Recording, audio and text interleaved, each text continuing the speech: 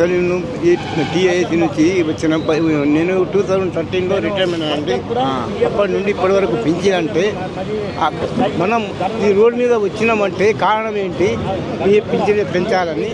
ఇక్కడి నుంచి 1 కిలోమీటర్ దూరం పోతే లేబర్ ఉంటుంది, అక్కడ లేబర్ జీతము అడ్డ మీద ఉండే లేబర్ జీతము 1000 రూపాయలు, రోజుకు 1000 రూపాయలు. మేము 30 దినాలు కష్టపడితే 1000 రూపాయలు ఇస్తున్నంటే ఈ ప్రభుత్వం అనేది మర్యాద పెట్టాం, రోడ్డు మీద రాలే. ఇప్పుడు మనం రోడ్డు ఎక్కవలసి వచ్చే పరిస్థితి వచ్చింది. మనము ఏళ్ళ కాకుండా రేపు చచ్చిపోయేదే, ఎక్కడైనా చచ్చిపోయేదే. ఇప్పుడు పోరాడతాం ప్రభుత్వంతో. సిగ్గుండాలండి ప్రభుత్వానికి, ఏమన్నా సిగ్గుండాలండి, సిగ్గు సెంట్రల్ గవర్నమెంట్కి సిగ్గుండాలి. ఎంత బాగా అండి, 1 లీటర్ పెట్రోల్ పైసల గురించి పెండం దగ్గర పిల్లగా కట్టుకుని వచ్చినాం. 800 అండి పింఛన్. ఏపీఎస్ టీఐసీలో 30 ఏళ్ళు సర్వీస్ పని చేస్తున్నామండి, 30 సంవత్సరాలు. ఏం లాభం ఉంది అలాంటికి? ప్రభుత్వం మర్యాదని పెట్టాం మేము. ఆ ప్రభుత్వం మర్యాద ఇప్పుడు పెట్టాం, రోడ్డు మీద వచ్చినాం. ఎట్లా నేను ఏదో ఆడో తేడో తెలుసుకొని మేము బయటపడతాం. అధికారంలో ఉన్న బీజేపీ పట్టించుకోకపోయినా ప్రతిపక్షంలో కాంగ్రెస్ అన్న పట్టించుకోలేదు. వాళ్ళు కూడా దొంగలు, వీడు ఇద్దరు దొంగలే. వాడు తాడే వాడు వాడే, వాడు వాడే వీడు. మాకు సంబంధం సార్.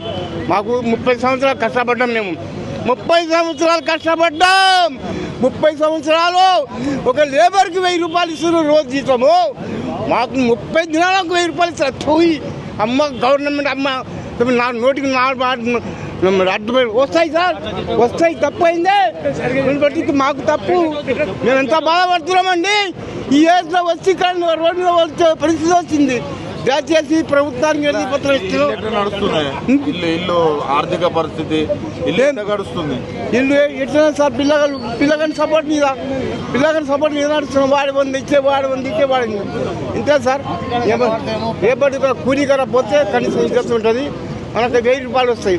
కానీ వచ్చి ఇక్కడ ధర్నాలు ఉద్యోగం చేసి మళ్ళీ కూలీ పోతావా? మరి లేక సిగ్గుండాలి ప్రభుత్వానికి.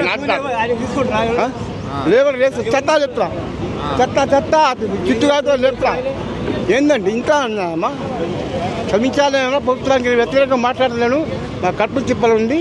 దాన్ని దయచేసి మా పింఛను మాకు ఇచ్చే ప్రయత్నం చేయాలని ప్రభుత్వాన్ని మేము ఎత్తి పత్రం చెప్తున్నాము. జై తెలంగాణ, జై ఇండియా, జై భారత్.